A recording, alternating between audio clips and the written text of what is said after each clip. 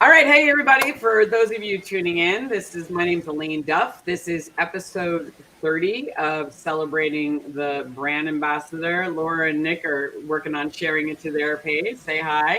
Hello. I'm really excited today to have Laura Lashley and Nick Crutchfield with me. Both my first time actually interviewing people, both now working for Diageo in some way. Like all the brands are in Diageo, and they work for an external company, but it's still called Diageo Hospitality Group. And Laura works for Seedlip, and Nick is I'm actually going to let everybody introduce yourself, but Nick works for the whole portfolio. So, which I totally get because I used to have to do that job myself. It's a fun one. But Laura, if I can start with you. So I already introduced you, but you can do it again. What brand do you work for, and what are your responsibilities for that brand? Yeah, so my name is Laura Lashley. I am currently very newly minted as the on-premise manager for Seedlip at Diageo. So I just recently, this is a very new phase of my role. Previously, while Seedlip was a freestanding company before we integrated into Diageo, I was the national education manager. So still doing a lot of the same things. My journey has been like starting out as a brand ambassador, working through several different kind of roles, but all at Seedlip. So that's me. Very, very cool. And Nick? Yeah, so I am on my third or fourth iteration of projects with Diageo. Currently, I'm the Master of Education for the control states for the Diageo Hospitality Partnership.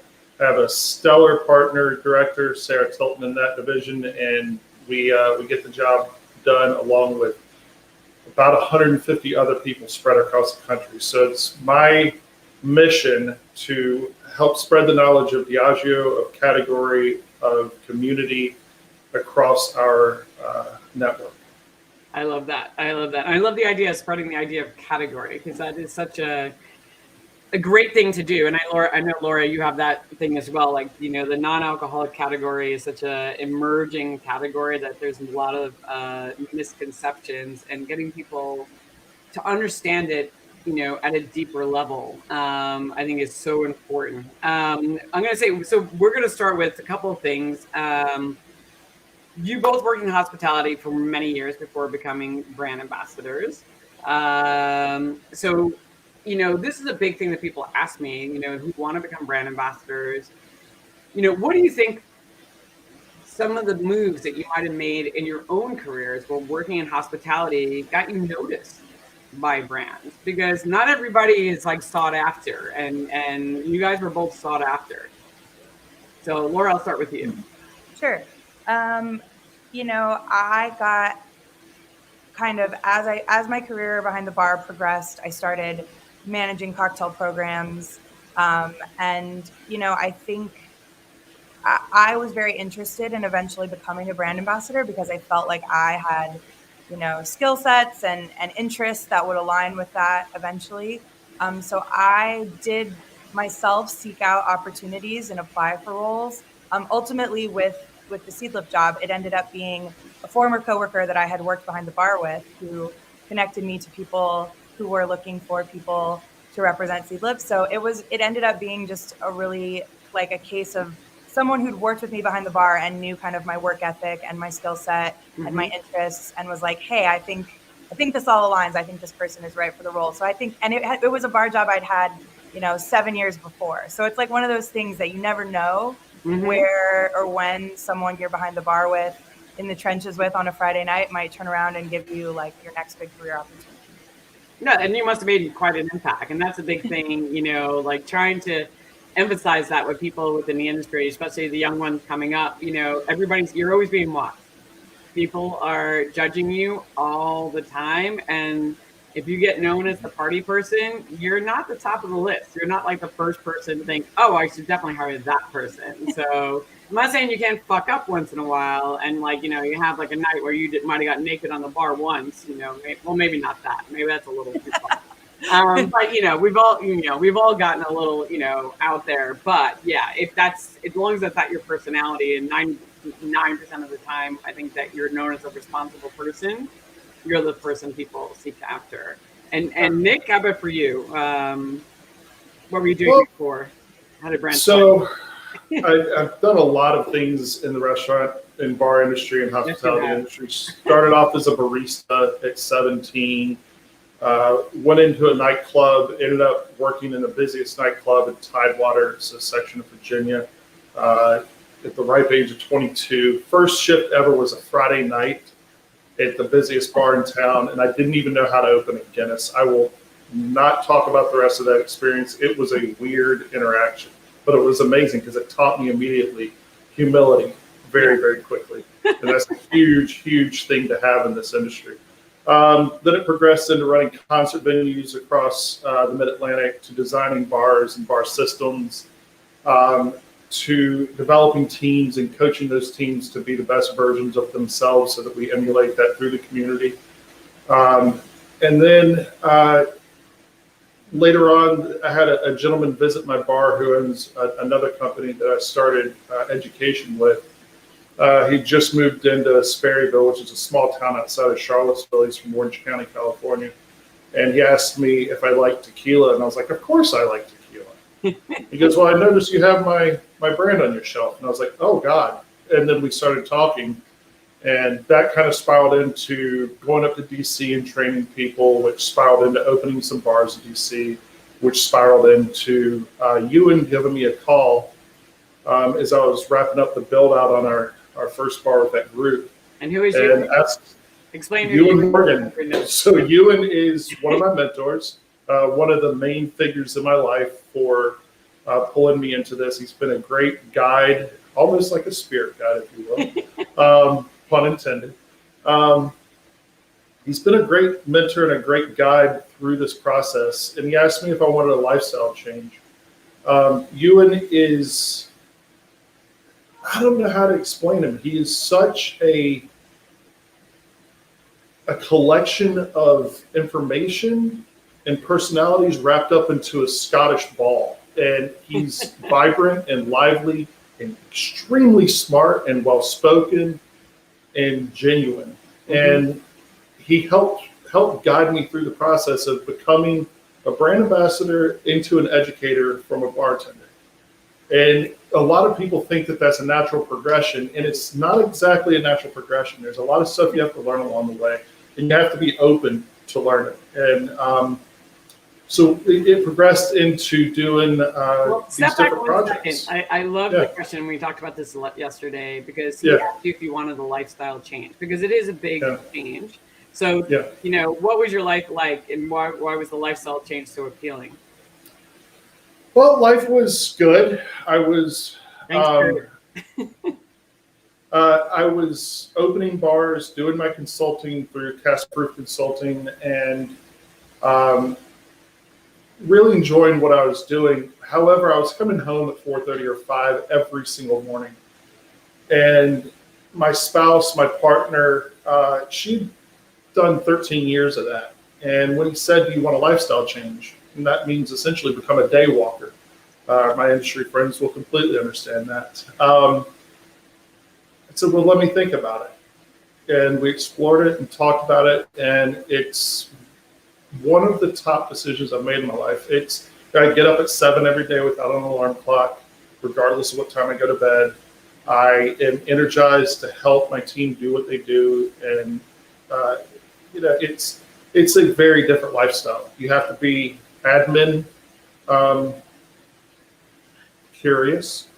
You have to be admin curious. That's a new thing. You have to be very disciplined in your time, in your sleep, in your energy, in your workout. You have to find balance, and you have to stick to that regimen so that you are prepared for everyone in your life, from work and from personal life. You need to be able to show up for everyone. Yeah, no, which is not easy. I mean, Laura, I know that's it. No, it's some great points. It really is. And it is a huge lifestyle change from working late, and then now suddenly you have to have, you still have to work late a lot of times, but you have to get up really early in the morning, and you have to be fresh as a daisy and ready to roll, because you might be giving a presentation to some very important people that day. Laura, what about you, for you, what appealed to you about the role? Like when you finally decided to take the job? Yeah, I was in a similar, well, I had already kind of made some decisions. I was at a crossroads, I guess. I'd been, running bars in New York for like 12 years, and my husband and I had decided we were going to move to Los Angeles, and I'd quit my job without a plan. I was going to just like move to the West Coast and figure it out. And I didn't really know what that looked like. I figured I'd probably end up behind a bar at some point, but I hadn't really mapped out like what I was going to do next. I just knew I needed a change. So Seedlip was like a very fortuitous moment. It came to me at the right time because I was in a place where I was really open to something unexpected and new. I mean, I had never heard of a non-alcoholic spirit. I was a bartender, so I wasn't necessarily seeking out something non-alcoholic, but all these kind of different factors combined. I tasted the product and I met with the people involved in the company at the time, and I was like, this is so exciting and interesting. And I was just in a place because I was, open and had kind of thrown my life up in the air that I was like, let's do it. Let's try this. And, I can totally attest to I'm a night person. It's not even just because I always joked that I became a bartender, so I would never have to have an alarm clock. Like I just, as a kid, I've always loved. I feel like my brain works better at night, and I still struggle with that at times. Like there are times when I'm sitting all day in front of my computer, staring at a PowerPoint I need to make, or staring at an Excel spreadsheet I need to do something with, and then after dinner at like 9 o'clock at night, my brain clicks on and I can like work on it. So I still, I have to still negotiate my own hours to work for me because, that's just sometimes my brain just wants to work after midnight or whatever. But that's okay. I mean, like I took a full, like, as many people did, a lot of online courses this year, and I took a full productivity course, a very expensive one, and it was like 3 months long, like every Saturday, like taking this, and it was by a gentleman who wrote The Compound Effect, which is a great book. And most people are morning people, but there are definitely people who are night. And for you, if that's your time frame, I mean, that's when, for me, I have to do all my important work between 7 and 10, like that 7 and 10 in the morning. Like not in the evening. Like I am not a nighttime person. So my most important projects, whatever it is, I will get up. I get up every day at 6:30 and I meditate and I do my routine. And then from 7 to 10, like sometimes I don't even shower until 10. I just work. And and I sit in my office, and whatever's the most important project I work on. For you, it sounds like, and as Nick was and like I said, like it might be for you, it's after those hours, unless you have events going on. It's like, why not do your most important work at, like, do all the trivial things? I do all the trivial things for me in the afternoon. For you, the most important project could be at nighttime. Like that's when your thinking cap comes on. Nothing wrong with that. It's an interesting, my company too, for a long time, a lot of the decision makers and people were in London. So like negotiating those time zones and figuring out when you can get the people you need to answer to something you need, like all of that becomes, I think, really important. You definitely learn. Admin curious is like a hilarious way to put it. I thought I knew how to do admin because I was like used to doing inventory and running bars and doing a certain amount of emails, but this is like a different beast entirely. And it's something that was a huge learning curve for me, just to prioritize those things. Yes. Because you always want, you got to get to the account and see if the menu's up. You got to go to the training. The stuff that you have to physically do in person always sort of feels like it takes precedence, but then you have all these people in a company that are waiting on admin that's really important for them to get their jobs done. So that was a big learning curve for me, and I had to prioritize and manage my time to get that stuff done for sure. I'm assuming, Nick, you have the same struggles sometimes. Yeah, sometimes. I mean, if I look at my expense hopper right now, I'm 100% sure there's probably 20 or 30 charges in there that I need to classify and submit at some point today. There's a gentleman that came into my life in about 2013, 2014. And I look at him like an uncle. And he looked at me one day, we were in Baltimore, I'll never forget this. He goes, Nick, you have to be your biggest cheerleader, right? Talking about recaps. And I was like, can you expand on that? He's like, well, I mean, if you don't tell it, nobody else is going to know you did it. And I was like, oh, ding. Yeah. It's like, yeah. okay. And then that really made me think about admin a little differently. And it's us providing our home office the tools that they need in order to get their reporting done so that the agency is seen in a positive manner and getting those things turned in on time. And for those of us that are in the industry, you know that on time is 15 minutes early and on time is late, and late is fill in the blank. Yeah. So getting our admin done and getting it in on time so that our coworkers, our peers at home office can construct us in a positive manner is extremely important for the continued relationship of what we do. No, I think those are both of you guys made some great points, and it is important for them. I will say, and this is something I think I said to you yesterday, Lauren, but I have a philosophy. Everybody's email that gets sent to me is their own agenda, not mine. So by answering it, I am just helping their agenda. And if my agenda is more important or my boss's agenda is more important, they're going to wait. They're going to just wait. And then I'm going to do the things that I know are the priorities. I know it's not always easy. Sometimes everyone else says urgent. But also, Lacey Hawkins said this to me. She works for Monkey 47.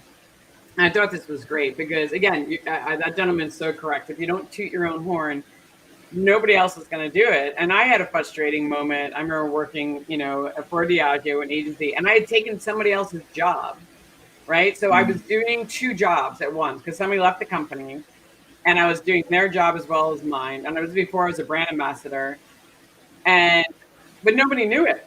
Like nobody noticed. That this person left, but the role just kept going. And I just thought, when bonus time came around, I was very young and naive at that time. I'm just going to get a massive bonus.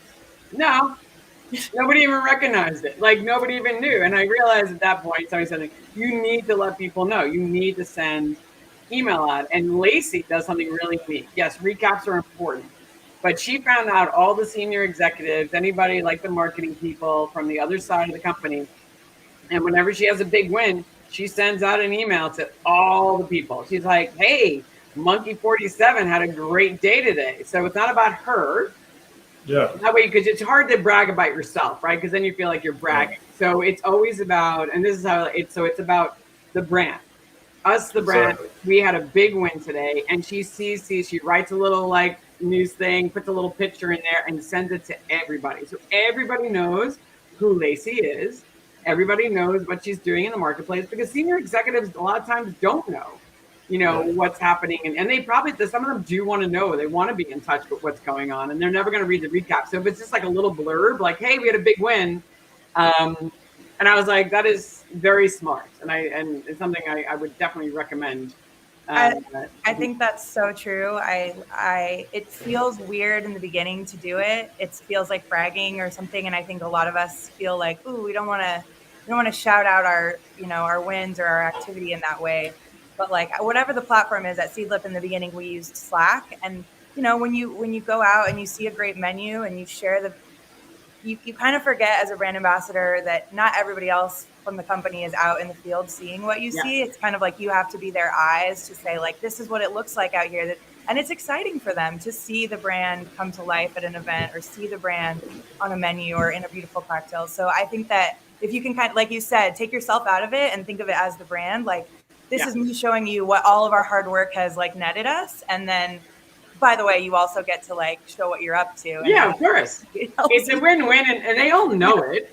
They all know what you're saying. Like, hey, I did this thing, but it's okay. It makes you feel better. Like you're putting it out there. But as you're right, because as somebody work, some people aren't out in the industry. They go to work, and they're behind their desk, they do their jobs, and then they go home, they get back on a train, and they're out. So they don't know how the brand is, and you are the eyes and ears in the streets, which is really important. It's also really important. That's why social media is an important thing for you to build your personal brand, because putting things out, I used to hate doing it. I used to not talk to anybody, and I did a lot of cool shit in my early days. I was on a lot of TV shows and whatever. I didn't really talk about it because I was afraid of the backlash from the industry.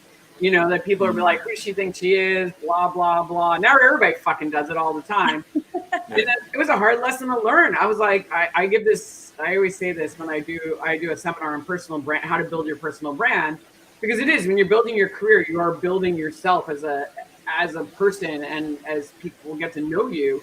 And I was like, fuck the industry. Fuck what they think, because there's always going to be somebody there who hates you. They're going to be jealous of you, whatever. Just put it out there in the world, and as long as it's good intention and it's nice stuff, you're not bragging. You're just saying, "Hey, I got to do this cool thing." Isn't it? I think that's also how you were going back to your question about how brands found us or how people noticed us. Yeah. I look back on my career behind the bar, and I was really focused on just like getting through service and just doing my job, which is great. Like you have to be that. But I think also, if you want to work for a brand or you want to be a brand ambassador, you can enter in competitions and making yourself known and seeking out opportunities to, be quoted in press and make a cocktail that's featured somewhere. Like that kind of like seeking out those visibility opportunities is okay. And I kind of felt like, oh, that's just like showboating and I'm just going to do my job behind the bar. But I think if I had taken the opportunity to promote myself a little bit more, I probably would have, found my way to where I wanted to be even faster. So I would definitely don't wait for the brand to just pluck you out of, the bar you're in with your head down, making service tickets. You got to get out there and let people know, what you're about to. So. No, I think that's a big thing. Yeah. Nick, go ahead. You're going to say something? I agree with both of you on this wholeheartedly. And I think that you have to make a plan. If this is what you want to do, go get some spreadsheet classes. Go understand how Excel works. Go on whatever reporting app you want to use and just go through it and get comfortable with it. And learn how to network. And Elaine, you and I talked about this yesterday. Toastmasters was a godsend for me. Being able to go to a class where I get immediate feedback on public speaking, and learning how to speak eloquently, because all of us think we have the gift of gab behind the bar until we don't have that 3 feet thick piece of wood in front of us anymore. Once that's gone, it's like, oh, the training wheels are off. Yeah. Go learn how to speak confidently in front of people, and don't forget about the people around you. Every single chance you get, uplift them. When you give, you will get noticed. No, I think that's such great words of advice, and it takes us into my question I was going to ask you, because nobody comes to this job fully equipped. You don't just transition from bartender to brand ambassador, even from one brand ambassador job into another brand ambassador job, because every company is different, every system is different, and you're constantly growing on the job. So, Nick, let's talk about that. So, what were some of the challenges you first had coming out the job? You can expand more about Toastmasters. Yeah. So first, the gift of gab, thinking I could speak to anyone and everyone. I did a lot of sports in high school, a lot of art, a whole lot of art. But one of the things I was really interested in was oratory contests. I really loved public speaking in high school and through college. I did Model GA, Model UN, so forth and so on. And reintroducing myself to that and reintroducing myself to critical feedback and understanding how to get rid of the filler words, the clutch phrases, so forth and so on, just like that one I just said, is imperative to be able to stand confidently in front of others and speak without just relying on brand talk. Is what you all were talking about before, when you remove the I from the brand and just make it about the brand. That's integral into the success of what you do, because you're talking about a category so that people understand the category with the brand in that category, and you're going to be tied to those two things. So you have to do it in a positive manner and always speak good about everything around you. So being able to pluck yourself, your capital S self, out of that presentation, but still keep it relatable to people, I think is imperative to the success of how you present in public. Not only present, but present yourself and the brands. No, I think those are really great points, because it is practice that you need to have. And I actually, since you said that, I've been thinking about taking Toastmasters, and I'm like, I think I'm going to take that. And I've been speaking in public for a long time, but I know there's always something to improve. And I know I put in those fill words, and I watch these afterwards, just to pull out clips, and I'm like, ooh, that was painful. I can't believe I said that. Or I can't believe I said that word so many times. So that is great, and Toastmasters, because you can now take it online, right? You could do it. There's usually one in every city, a few of them. There's sometimes dozens, if not hundreds, in some cities. They don't do the manual anymore. You can do it online. Once the world gets back to normalcy, whatever that is, going forward, there'll be some in-house club activity going on as it was prior to the pandemic. But what I love about it is it not only teaches you oratory practice, but it also teaches you leadership, and it gives you the opportunity to do some officer type functions within the club. So whether that's a timekeeper, an odd counter, or a PR person, it's VP of PR. That's the one that I held here in DC prior to moving away from DC. It gives you good practice in applicable items through what we do in our career. You know, there's a line from a song, TV on the Radios, the band, and it's one of my favorite lines. And it's my repetition is this, my repetition is this. And that's what we do. It's the repetition, the practice of presenting. I think that's, yeah, it really, it does take practice, you know, over and over into different types of audiences, because every single audience you have to change how you're presenting, from the consumer to the distributor to the trade.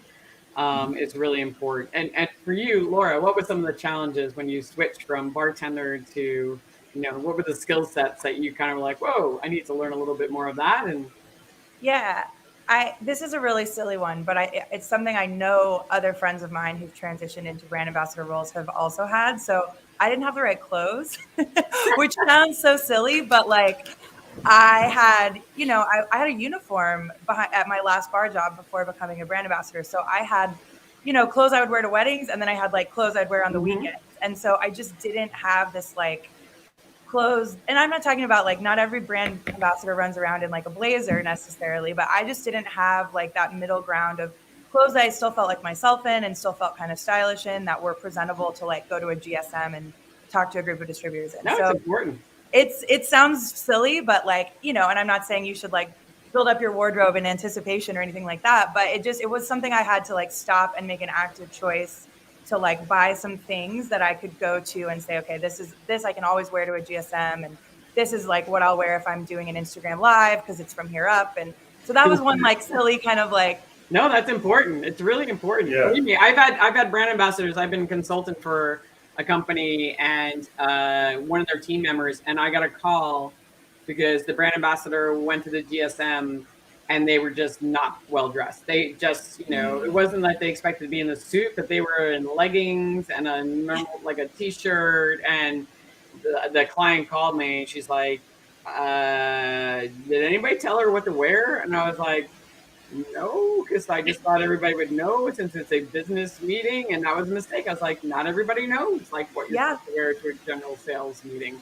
And it also, I think, you know, if you, not that we all have to walk around in our brand colors all the time or anything, but like if you're representing a luxury spirits portfolio, you got to look the part a little bit, and, you know, in the way that still feels genuine and feels like you. So I think like taking the time to figure that out is part of the job. And then I'll stop you. I was like, we actually in the beginning, when I was building budgets back in the day, we actually used to build that into the budget that you could expense $500 a month on some clothing just so people could build up their wardrobe. Oh, that's the dream. Those were the days. Those were the days. And I'll be honest with you, I have fought because I have literally had to do, you know, they would send me to the Oscars and the Emmys, and I was like, I don't have the wardrobe, and I'm not spending my own money, $1,500 on a really expensive dress to do whatever, to go to this place. And Rent a Runway didn't exist at that moment in time. But even if it did, I was like, I need to be able to expense some of this. You know, I've had a fight. I've had some big fights with the brand team saying, I don't mind going, but I need a budget. You need to, I'm not saying I have to get a $1,500, but I need like a $500 dress. I need to look like I belong. And I don't have that currently in my wardrobe. And I don't think it's fair that I have to spend the money to buy that. And thankfully, most people always said yes. Everybody was like, yeah. But sometimes, I agree. Sorry, we'll get off the clothes, but yeah. No, I think you should always ask. Yes, that's what I was gonna say. Is like, if you don't have to be the most stylish person on the planet, but if you aren't sure if it's the right thing, just ask. You know, ask a friend, ask your mom, ask someone in the company. Is this like, does this look like I'm representing the brand well? Does this look like what I'm going to fit in the environment I'm walking into in some way? So I think that's important. The other thing that's a little less, you'd be amazed how yes, many times they say maybe yes. we can expect it. Actually, so I actually also think the other Yeah. thing that and it's not necessarily a skill set, but something I really struggled to kind of get my head around, and we talked about this yesterday, Elaine, but I was really used to having a really hard beginning and end of my day. Like you set up the bar, you work the shift, you get a lot of immediate gratification from like making the tickets and giving them, making a drink for someone and seeing them enjoy it, job well done. And then you close down the bar at the end of the night. And so, and when you're in management, maybe that changes a little bit, but you still really have this, like these hours of your job that feel very complete when you're over. And with brand ambassador work, the job just doesn't have those beginning and ends. And it sometimes the wins take a really long time. And so you don't get that like immediate satisfaction, or it's hard to know if you're like working hard or doing a good job. And so that transition and learning how to learning how to manage my own time, when to shut off and when to say like, okay, I'm done for the day, or also learning when to the reporting helps with this actually. And the admin helps you to kind of recap even things that are in process. You thought you were going to get a menu, but it didn't happen yet. Putting some of that behind the scenes work on paper helps you feel like like you're working and you're still working towards goals, even if they don't happen exactly when you thought they would. No, that's I've heard that a lot. And I remember that fear. I'm like, I don't know if you've had it, I'm like, am I working hard enough? Am I doing enough? Because you're always working, but like they can't see half the stuff that you're doing. So it is important to have a beginning and end of day, like having a system that you put into place. Yeah, routine is everything once you cross the continental divide into this world, because it's very different. And again, you have to be disciplined with it. Like I keep notebooks. I had it right next to me. I don't know what I did with it. The computer's sitting on it. So I've got two different notebooks. One is for like ideas, education, team meetings, so forth and so on. The other one is for activation ideas, wins, things I need to talk about with my line manager, things I need to talk about with my team. I know they sound very same, but they're very, very different in my head. So I keep them in two different notebooks. Routine is Laura was saying, you kind of have to structure this thing, or your life and it become this amalgamation of one. And it's hard to define your capital S self from your job. And that's a very fine line to walk. And I've learned from some of the best of us that I get up in the morning, I do my yoga or my ride, whichever day it is, or I go swim my mile, whatever day it is during the week. I come home and I meditate and stretch.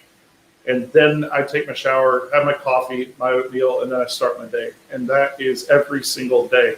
And at around the same time, I'm not going to say it's the same time every night, but if it's a content creation week, 7 o'clock, my computer closes unless my brain is in full gear, because somewhere around 6 or 7 is when my brain turns on in the evening. I'm doing like the admin stuff and conceptual stuff during the day, but then the work comes at like 6 or 7 sometimes. But I literally shut my computer. I go like this at the top of it, like no more. And I walk away from the office and I shut the office door and I don't go back in until the next morning.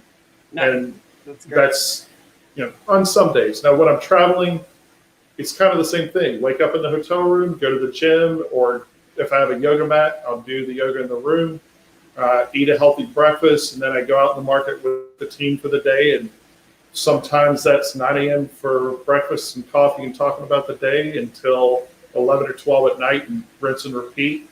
And sometimes it's a full day of activation. So it's really dependent on what's going on, but you still have to draw boundaries, even in the field. You also have to realize that when you're in the field, those people have lives too, and they have families as well. Mm-hmm. And just because I'm there doesn't mean I get to take them away from that. Yeah. Because we need balance. I think that's a big one. I mean, the one thing I've definitely learned to do is, so I plan my week. So like Sunday is my planning day. And God, if I don't get to do this, it really screws my whole week. So I will look at all my projects that I have going on. And as an entrepreneur, I have lots of different brands of people I'm working with. And then I also have my own personal stuff that I'm doing. And then I break it down, like, what are the steps I'm going to take this week? and then I schedule them into my week. It's like, okay. So I schedule it. It's like, I know I'm doing this on Wednesday. So, and I know I already have my interviews already, my preliminary interviews already. So I schedule everything else around that. It's like, okay, I have this. But then I schedule my gym. I know what days I'm going to the gym when I'm taking my class. And that's how I usually end my day. It's like, okay, so my gym class is at 6:30. So it's like I stop working at 6 so I can head down to the gym. Or else I have something going on. Like tonight, I'm bartending. So I bartend one night a week. Something I added into my routine because I wanted to do something fun and different this summer. That's awesome. It's outside on a boat. It's fantastic. Oh man, are you at the boat? The one with the mainland? Yeah, God, I love that place. It's so much I fun. love that place. It's so much fun. So I bartend there just once a week. And I love it. It's just this fun thing I just decided to do for myself. I was like, I get to be at a bar. I'm outside all day, undercover. I'm working with great people, and I'm making drinks, and I'm making people happy. It just brings me joy. Awesome. But I have to schedule around. So Sunday planning is really big for me. It's like looking at my projects, and I break all my projects. Something I learned working for Anheuser-Busch was to create project plans. So whatever project I'm working on, I will create a timeline for it, whether it's a couple of months going forward. And it's like, what am I going to achieve this month? And then I break it into small pieces. So even if I have no time the entire day, if I just have an hour, I'm like, all right, and in that hour, I'm going to make that one slide. That's all I'm going to do. But at least I did something towards that project. So that way, a really good idea. That dopamine hit of like, I did something today. Like I made a step forward. It could just be, I'm going to make this call today. It's like this one call. It's really important. It's going to help me get there. So it's a lot of work up front to break it down into these small pieces and to do it. But I'm telling you, it will change your life because every day you will achieve one little step towards your goal rather than going, I'm going to do that all on Wednesday, and fucking Wednesday comes and goes and all you did was answer freaking emails and you did nothing towards any of your goals. It changed my life. Anyway, I can send you I have a whole thing that I do. It's really game changer for me. All right. So enough love it. And productivity. Because I think you guys are both very successful individuals who are probably very, very productive, and nobody probably gives you credit for as much productivity as you probably do. But Lauren, I did want to go into you experience that you did when you came onto the brand. It was a small brand. It was by itself, right? So what was it like working for it then and now working? I know it's only been a short time going into Diageo, but your role changed when you changed. But like there's advantages and disadvantages, right? You got to do a lot when it was in one place. Yeah, I think, the word brand ambassador gets thrown around a lot. I think a lot of companies use it for various different kinds Good of point, Trina. jobs. And yeah, I love that. But I think that when I started with Seedlip, it was just, I was the first full-time person in the US. There were a couple of other part-time BAs, but the brand was like, no one had heard of a non-alcoholic spirit. No one had heard of Seedlip. I had like a backpack and a couple of bottles. And we didn't have an office here. There was no payroll yet. Like it was very, very, wow. You really did start from the ground up. Wow. Yeah. Well, that stuff came very quickly, but when I started, it really was like, okay, I think I told you, Elaine, I woke up the first morning after getting the job and was like, what do I do today? Like there wasn't anyone to tell me, and I think as the company grew, it was really exciting because I got to see so many parts of the business that I think if I had jumped into working at a large company, I wouldn't, I got to see what our digital media team was doing. And I know now all this stuff about Instagram ads and top funnels and bottom funnels. And I got to just really like touch a lot of channels in the business. That was such a valuable set of information. And I also was able to, part of the whole reason I wanted to work on Seedlip was because it was this brand new, really innovative, kind of crazy idea, and getting to, introduce that to people for the first time was really rewarding. Getting to say like, hey, I've got something you've never tried before. You probably never even thought of this before. Let's taste it. Let's talk about it. So on the ground, that was really exciting. And then like moving into as we got bigger, and then also now with Diageo, I think the most exciting thing there is just the resource and the structure. Like structure is great because you have people that can help support all of these different aspects of the business. Diageo has whole teams of people that work on like things that probably were just a thought in the head of like one marketing person in our team before. So it's really exciting to see how many people can dedicate their, skill sets to helping push the brand to the next level. So, but then you just don't have as much visibility. I think that's like the thing that I have to kind of let go of is like, I used to know everything, everyone who had tasted Seedlip, everyone who was touching the brand, like I knew about it. And it's like, you get very protective of the brand when you work on it when it's really small. And then as you scale up, you have to trust and let go a little bit. So I think not having that visibility is something that changes with a company, but it's exciting to see all the kind of like power behind it. I mean, yeah, no, I think those are great points. I mean, Nick, you've been there for a while. Any advice to how to get around or get over that, or make it work for you? Things will always change and evolve, and trust in the ideation that it's in the best intentions possible. And 9 times out of 10, it's a home run. I mean, we've got some think tanks on some of the best and brightest groups of people, whether it be our blending teams or our distilling teams or the copper, the Abercrombie Copper team in Scotland, or your team at North America. We've got the best and brightest across the globe that are dedicated to making sure that the heritage of each of the brands lives on. It's not about acquiring something as delicious as Seedlip is, and it is truly delicious. It was one of the first things that caught my eye the year that it came out, and I grew straight to it immediately. And we're preserving the heritage of each of the brands, whether it's Talisker, Don Julio, or Crown Royal, or name one of our brands. It's not about taking the brand over. It's about preservation of the heritage of that brand and making sure that we continue that going forward. Yeah, totally. Go ahead, Laura. Oh no, I think that's one of the things that if you're looking at a brand ambassador job and you're looking at a tiny, small brand versus a big brand, I think getting to be involved in the early days of something and watch it grow is like a hugely satisfying part of the job of being a brand ambassador. But that's not to say that being a part of a really well-reputed, established, and well-respected, team doesn't have, that same feeling. So I think there's not like, and there are pain points, I'm sure, like with big corporate situations and startups, the pain points are just different. They're just different problems, But I will say, like, I think for me, I'm really glad that I worked on a brand that was very small, just because I got to see all of these different aspects of the business, like so up close and personal. So yeah. I think it's great work, because it is, when you get to work at a small company, you the disadvantage is that you have to do everything, but the advantage is you have to do everything. Because you do, like you're wearing many hats, but you get to learn so many new skill sets, and you get put into so many different positions that you would never have the opportunity to do once you're in a large corporation.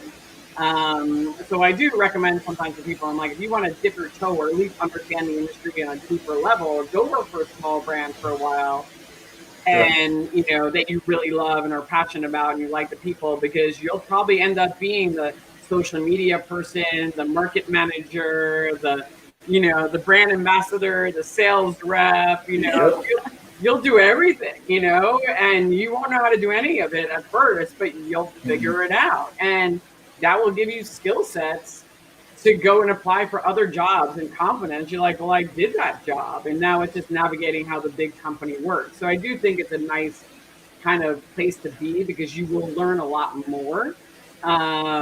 But I get the frustration when I went to, for me, and one advice I give you is, and Nick, I'd love to hear your thoughts about this, is when I worked for Diageo, and even when I work with any brands now, I invite them out. So I invite the brand team out with me, or I invite the marketing people or the digital people. Like, hey, I bring them to an account that I look like a rock star and everybody loves me, so they can see, what value I'm bringing to the brand. Because you always want to look good. You want to bring them someplace that they love you, because you want them to see you in your best light, right? So they're like, oh fuck, I'm so glad we brought Laura and Nick on, because damn, people love them, right? Just giving away all our secrets. Yeah, right. So you know this, right? So you're going, but then bringing them there, but then you get to ask them questions like, hey, so what are we working on? What's the project going? So, would you like me? I don't mind sitting in a meeting. I would love to sit in your next brand planning meeting to, just hear what you guys are doing. I love it, because I think it's really important, especially a big corporation where you do get separated from them. Kind of, you're going to have to force yourself in, be like, hey, I would like to be in that meeting. Can you tell me when your brand planning meetings are? Even if it's just me sitting in the room, I can say nothing and I can just be a fly on the wall, but I would love to just learn, because this is interesting to me. And I think most people would say yes to that request. Be like, sure, we'd love to have you in there, because I used to sit in all the meetings when Ciroc first got launched. And then as the brand kept evolving, it became interesting. And the most saddest moment I had is when 3 weeks before I left the company, and the brand team came over to me. It was the fourth version of the brand team, and they tasted me on some stuff, and I was like, I'm not sure what that is, but let's not talk about it anymore, because I was it was some iteration that they were trying. I was like, yeah, no. I was they're like, oh crap. I'm like, yeah, I'm just gonna tell you right now, no, just whatever you're thinking, just don't do that. And I'm like, this is my last week here, so listen, I'm just tell me you're not. And they're like, not gonna do it. I'm like, all right, I can go now. I don't know, they probably lied, but it was you get so attached to your brand, you love them. Yeah. You do get involved with them, you love them. But that's my only regret, is just ask and say, hey, can I sit in some meetings? Can I hear what's going on? I'd love to just be involved, because it makes me a better brand ambassador. And I'm just curious about how that part of the business works. It definitely helped me a lot. And I wish I actually did it more. All right, so let's move on. Let's talk about, you both came from BARP, right? You both ran programs, right? You dealt with sales reps. You probably dealt with some brand ambassadors. Couple times, right? Just a few. What would be your advice to we'll do it both ways. We're going to start off what's your advice for a bar operator to get the most out of a brand ambassador?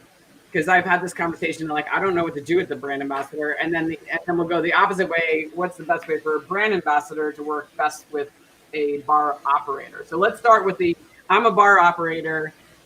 Brand ambassador comes into my job. It's somebody like yourself, right? You know what the fuck you're doing, and you're like, all right, how do I work? How do I get the most out of you so our relationship is a win-win? Plug. Nick, I'll start with you.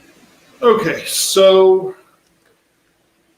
I'm gonna have I think it's gonna be the same answer for both. Okay. Don't quote me on that just yet, but I think it's gonna be the same answer for both. And you've already said the word partnership. Mm-hmm. It's learning as a bar operator that the brand ambassador, the educator, the advisor, the whatever title we've given at this point in this iteration has a budget, knowing that it's not endless, that they usually have anywhere from 20 to 60 accounts that they are working with, and that has to be configured accordingly. So being a partner that there's a return of investment on both sides. So the brand ambassador's time is valuable. The advisor's time, the educator's time is valuable. The bar operator's time from the other side is priceless. Yeah. If you haven't done that work before, you have no idea how many hats a operator wears. You're a plumber, an electrician, a dishwasher, a bartender. Laura knows exactly what I'm talking about. You might be a GC or a project manager as well. So there's a lot of stuff going on inside of there. And as an ambassador going into an operator's facility, you're one of probably 12 to 15 touch points that operator has in a week's time.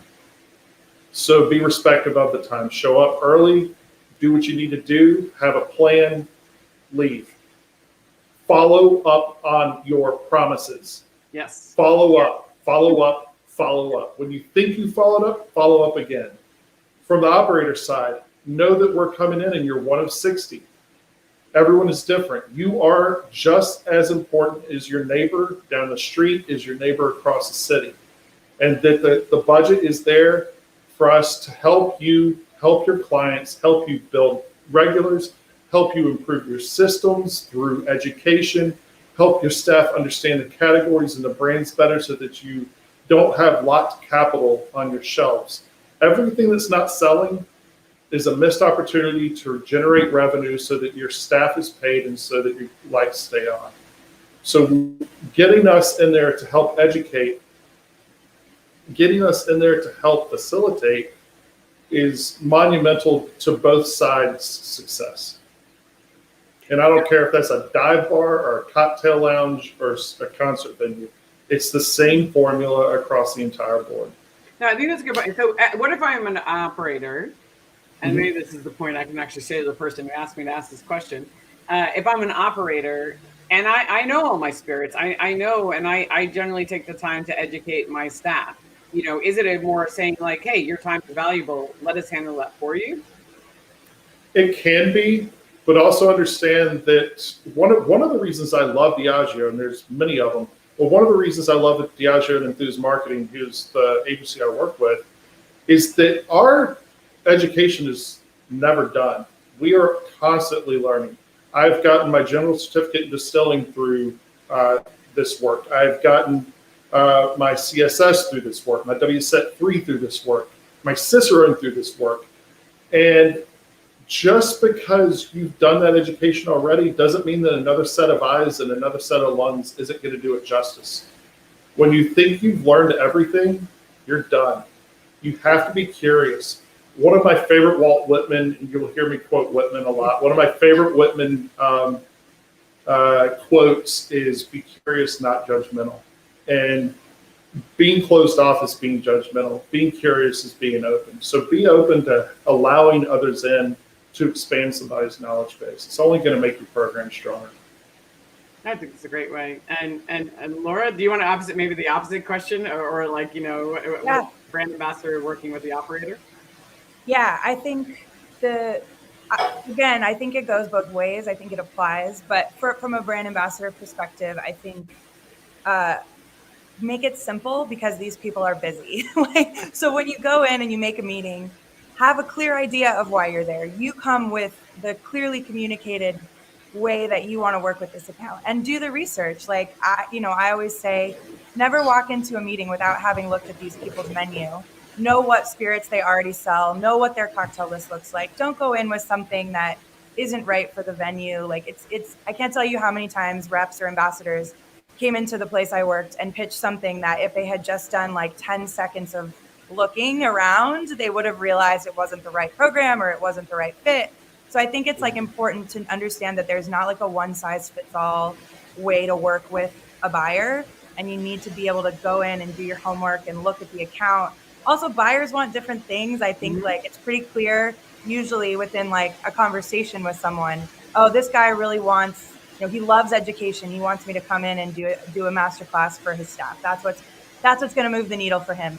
This guy over here loves POS. Some people just love POS. He wants coasters. He will do anything for coasters, whatever it might be. So I think like you have to learn how to read the cues that people are giving you about what really matters to them and what will make a difference in their bar. Just because, your marketing team thought up a program doesn't mean that on the ground level it's going to make a difference in this guy's bar or it works for him today. So I think you have to just, be clear. Like, don't pitch 10 ideas at the same time. Go to somebody with one simple executable thing and then build the relationship from there. You might get so excited. You see an account, you're like, oh, we could do this on Sundays and I could do a takeover and then we could have you might get really excited, but you got to start small with like one actionable, executable thing. And then once you've built a relationship with the buyer, it's a lot easier to make those bigger ideas come away.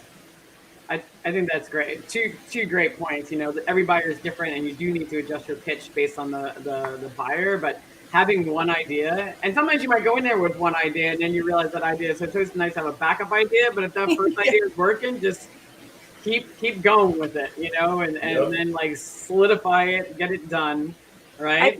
I think and on the flip side, like as a buyer for years, you get so used to having reps and ambassadors come in and talk at you about what they want to do or what they can do. If you as a brand ambassador ask questions to the buyer and really listen to what they're saying, that will give you all the clues that you need about how to work with them. So if you ask, so what's your top selling cocktail? How does it work here? What do you guys need? What can I, get them to tell you what they actually want instead of just coming in with pitches because you can spot that as a buyer. You can spot that from a mile away. You're like, oh God, here we go again. 2 ears, one mouth. Yeah. There's another toolbox item, active listening. Yes. Active listening. Yes, absolutely. Huge tool to develop. Ask a lot of questions and then sit back and just wait for the response and then absorb that information. No, it's really, really great words of advice. All right, so let's move it. All right, so what are some things? All right, so now dealing with the buyer, I guess we already answered this. Like, what's some key learnings you discovered successful selling in? I think we've kind of covered that. We're talking about active listening and coming in with clear ideas and what you want to accomplish. So it also means, all right, so this is something, Laura, we talked about yesterday, and Nick, I'm sure you have an opinion about this, is that working as a brand ambassador means you do have to deal with a lot of stakeholders, right? There's a lot of people interested in your, what your position is and what they actually think your role is and how they're supposed to be working with you. So you have like the distributor, the sales reps, the marketing team, your direct boss, the digital marketing team, whatever it may be, event people. So I guess is there a way, like if you're the manager, to be able to put a clear message out to all the stakeholders? Like, is there something you recommend, like to brands? Maybe it's not your own brands, maybe they do it so well you don't need to. But if there's a brand like watching this and saying, hey, if you have a small team, you have brand ambassadors, here's a message you should be saying to all the other stakeholders who might want to work with your ambassador, like how to guide them, like what their job is. And then also, how do you handle that as a brand ambassador? All the stress of all these different people constantly asking for your time. Let's start with the first part. Like if you could give advice to a brand, like, or the person in charge of you, or a brand, we'll say a brand, we'll make it neutral, not anybody in charge of you, but just a neutral thing to a brand who might be out there in the world, who's hired a bunch of brand ambassadors, give you their stakeholders. Nick, you want to start? Yeah. It's a hard one. I've never asked this question before. Well, there's a couple of things here, right? So a brand ambassador's job, if I were to summarize it into a nutshell, it is our job to take the brand architecture, the marketing speak, all of the factoids, the knowledge of production, and turn that into a relatable, personal story that somebody can envision and feel. Bring the brand to life through the art of storytelling, right? So that's what we do. Now, advice to a brand team on how to disseminate that to everyone. I think the brand ambassador first has to be highly adaptable, be able to understand the different functions, study the functions, and adapt your art to each one of those functions, because they all operate a little different, but they all have a core movement to them, core engine. So that's point one. Point two,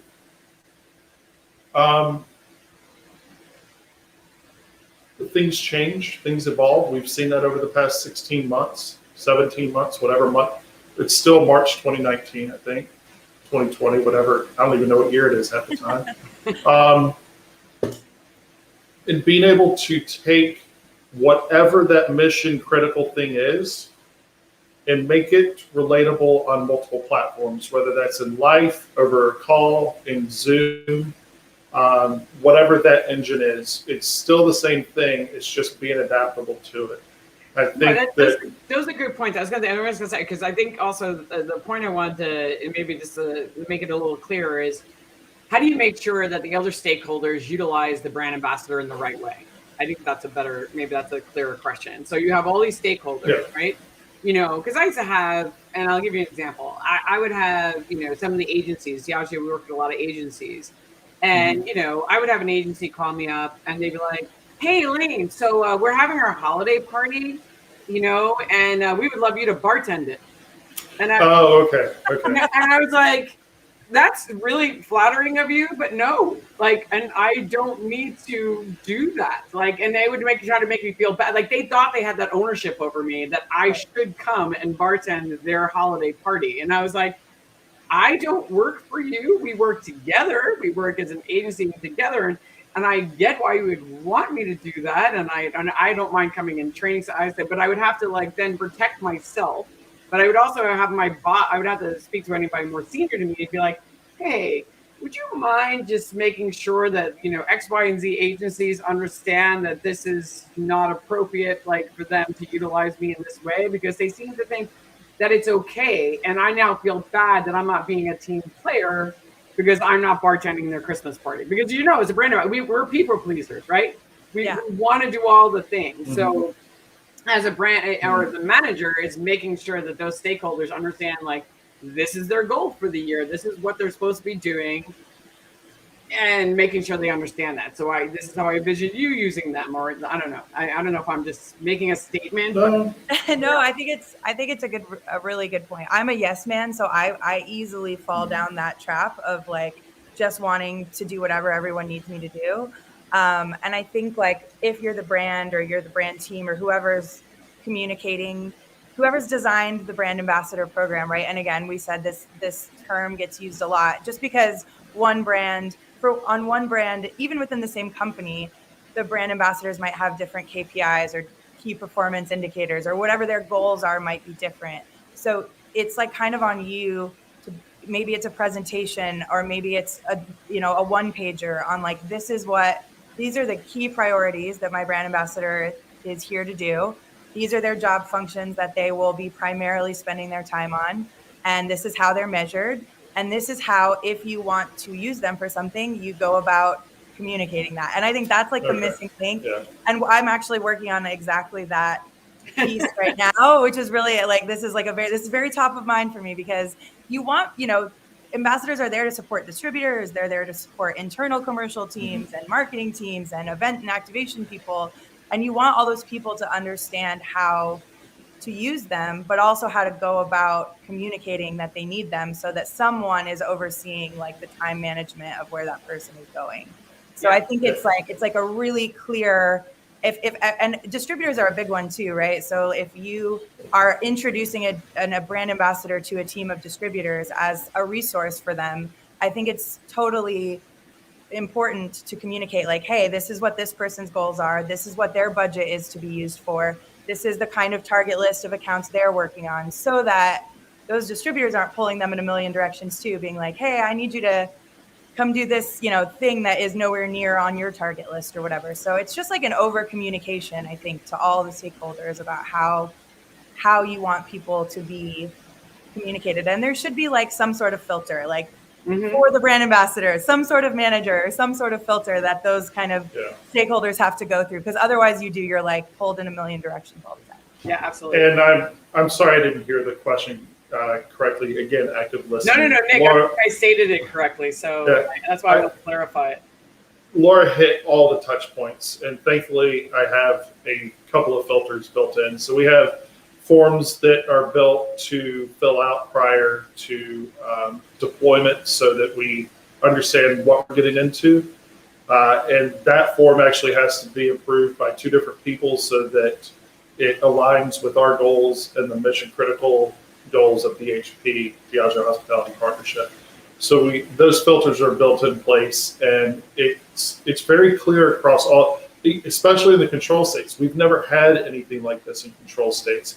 So for us to be able to operate, we have to be very clear with our messaging on what I do, what our local educators do, what our advisors do, and how they can operate. And if the answer is a polite no, we're still going to find a solution for you and find a way through. Maybe it's pulling somebody local in to do it that's an I-9 at some point, or something along those points. But we're solution oriented, and we are solution makers. So we will find a way to get it in some way, shape, or form, as long as it is compliant.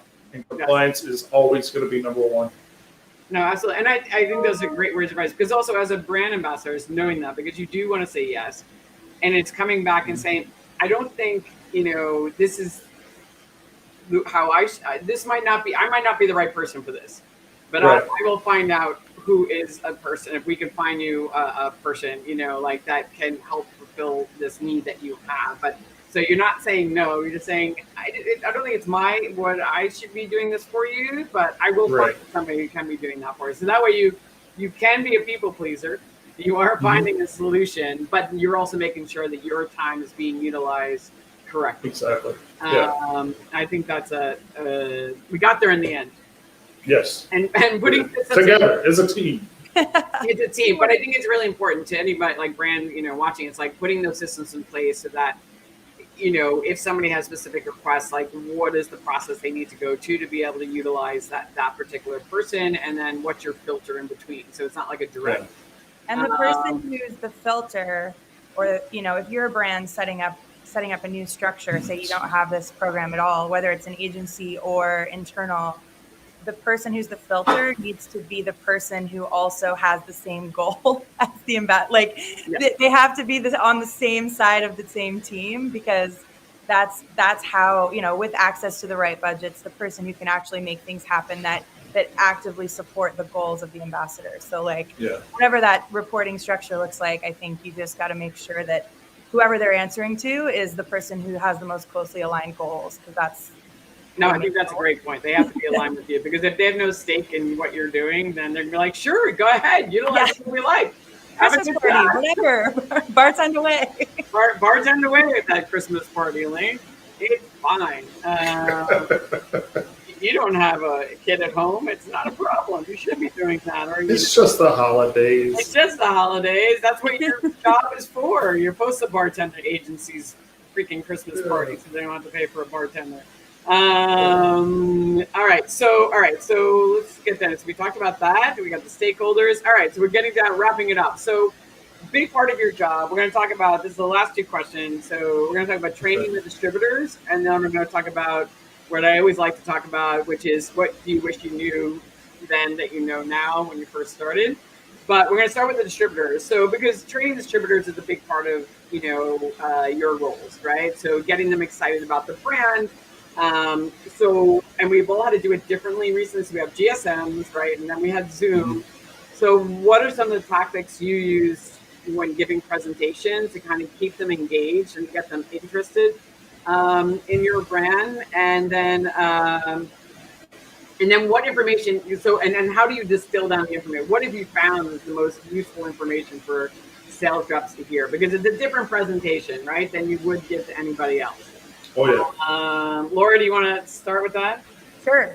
I actually really love presenting to distributors. I know not everybody does, but I think that these people are such a crucial access point to getting your goals met sometimes, that getting them on your side and getting them excited about your brand is like really, speaking of mission critical, I would say this is like a huge piece of the puzzle. So I think in person, it's a little different than Zoom. Yeah. But when I present to bartenders, I almost never use a PowerPoint. I don't think that platform works well.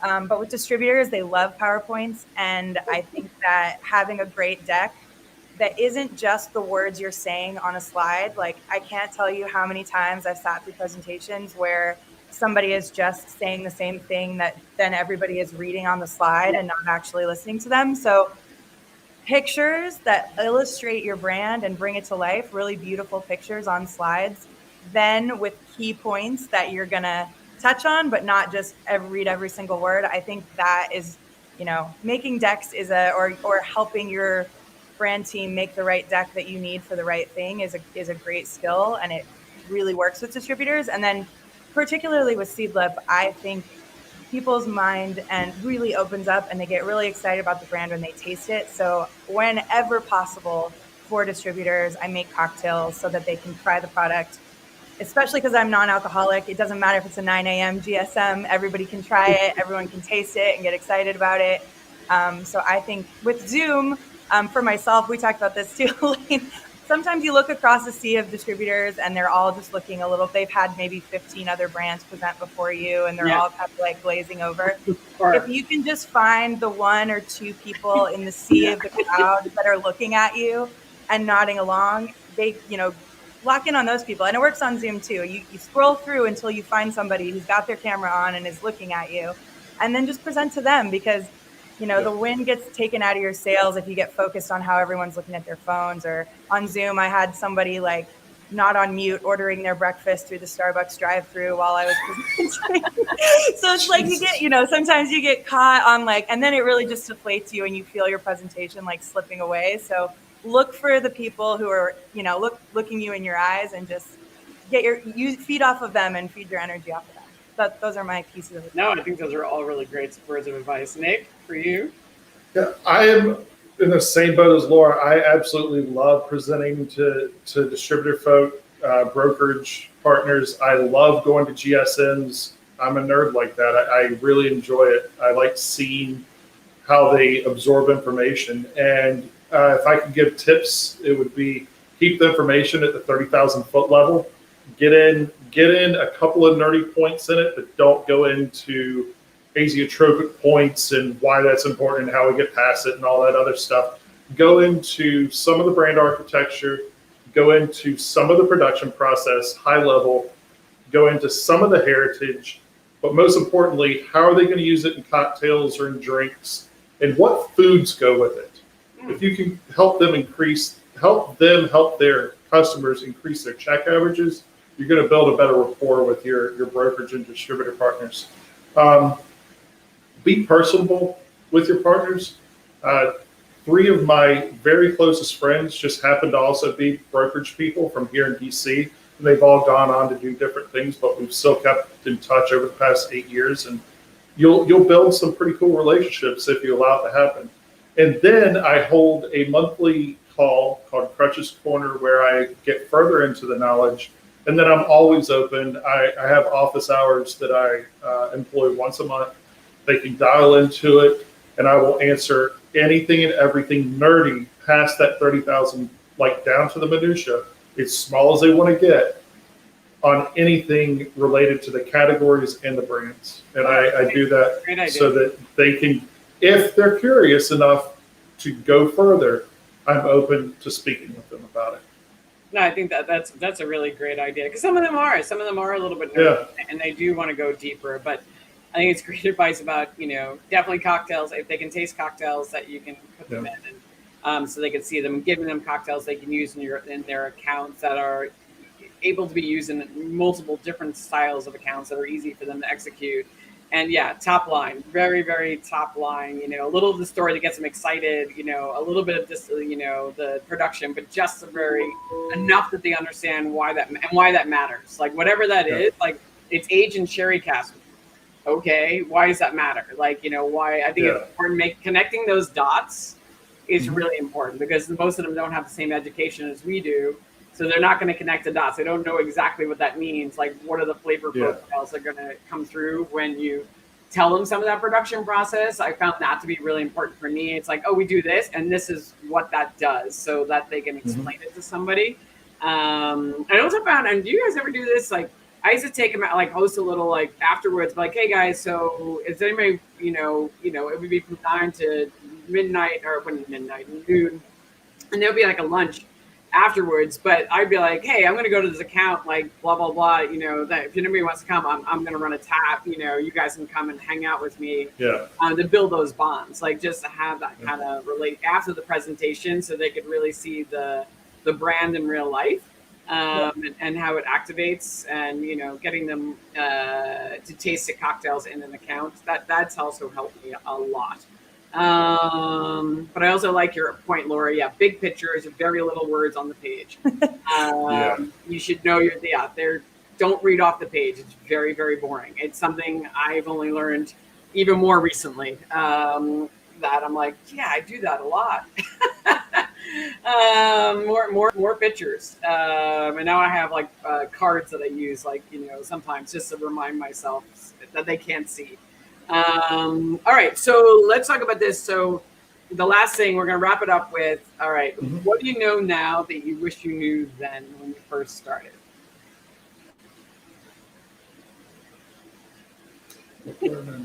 Or words of advice, like a mistake you might have made that you don't want anybody else to make. You're like, oh God, I wish I never did that, but I now learned and I'm never going to do that again, because a lot of people make a lot of mistakes when they first start. We're both dumb.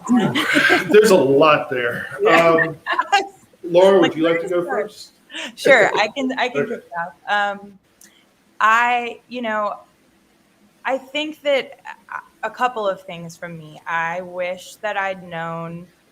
I wish that I'd known how to get over my fear of sales, or fear of asking for actual feedback from people in meetings and tastings. And I've kind of learned that although every brand ambassador job, again, has different kind of objectives, we're all working towards commercial goals at the end of the day. So there is a sales element here that you kind of got to just embrace. And I think, figuring out how to do that in a way that feels authentic to you and respectful to your friends and relationships in the industry was something that I had to kind of learn on the fly. And I wish that I'd known not to waste a lot of time on closed doors. You get very fixated sometimes on the things the wins you should have, or the accounts that should carry your product, or the place you really want to do a certain type of activation. And I have found once I kind of stopped focusing so much on the places I thought I should be looking at, and looking at where I was getting interest and traction and excitement and getting feedback and putting my energy into those places, I started just getting more momentum overall. So I think not knocking on closed doors and learning, not taking it personally. I guess that's the other piece of the puzzle with all of this is we get very close to our brands. We're very passionate about them. We also know a lot of these people that we're dealing with in the industry personally. So it feels like a very personal job. And I think when you hear a no, or when something doesn't happen the way you wanted it to, it's easy to kind of take that personally. So I think I would have learned, or wish I had known, how to kind of not let that stuff get to me, and to just move on and circle back. The closed doors are only closed doors for now, but it doesn't do you any good to stand there and keep banging on them. Yeah, no, that's great words of advice. No, I think that's really important to know, because you're right. Because sometimes your friend, just because they love you, doesn't mean they love your product or they have the budget for it. And you can, and they feel bad, so they constantly say, oh, maybe the next menu comes, because they don't want to tell you no, and then you realize you've just been wasting your time, because they love you, so they're not going to say no, but they're also not saying yes. So if they close that down early, like, you know what, it's fine, don't worry about it, we're still friends, I'm just going to move on. I think that's great words of advice. Nick? We've talked about a lot of this, I think, in the past 70 minutes or so. And I think that there's a lot of tools in there that I wish I had known about, whether it be acronyms or regimens or literally anything we've spoken about. But I think if I have to boil it down to one thing, words matter. And this has been a theme in my life for the past 6 to 8 weeks. A friend of mine who's also a mentee said something very profound to me one day, and it really made me sit in my own crap for a few minutes. And it figuratively. And, words matter. The gravity of our words matter. We are in a position of power, however we view that as little or large. Our words matter, and the gravity of what we say has weight to it. And being able to understand that our language and the words that we choose affect people different. Everyone is different. Think about the profundity of that. Every person is different. And the weight of what you say and how you say it will be perceived differently according to each individual. Mhm. I think that's a highly important thing to understand, because it's not only going to help you now, should you decide to go global, should you decide to work in a different country, doesn't matter where you are, who you're speaking with, cross-culturally, your words matter. Matter of fact, in other cultures, they may even matter more. Mhm. And it's very, very important that we understand the weight of what we say. I think that's great words of advice. It is, it's something as you get older, you start to learn that, because Yeah, you have the perspective. It's like, oh, and something I have to catch myself sometimes, but this is how I would think of it. And, doesn't matter. It's not about you. it's not about me. It's like, and my life experiences are very different than your life experience or Laura's and everybody's life experiences. So they might think of it in a very different way. So yeah, words definitely do matter. I think that's great words of advice for anybody in the industry for a long time, or just coming into or in any job or in any part of their life. Words definitely do matter. Well, on that note, speaking of great words, because there have been a lot of great pieces of advice that have been given during this episode. I can't believe it's episode 30, but it's It's a good year. yeah. It's been a pleasure interviewing both of you and getting to know you a little bit better. I hope to see you both in person at some point. Is anybody coming in for BCB? Not this I year. wish. Definitely, Not I this wish year. we- Not this year. All right. This Well, month is packed. yeah, fair enough. Fair enough. Well, then I look forward to see whatever the next event is that everybody's in person. But in the meantime, be well, both of you, and until next time. Until next time. Thank you all. Thank you so much.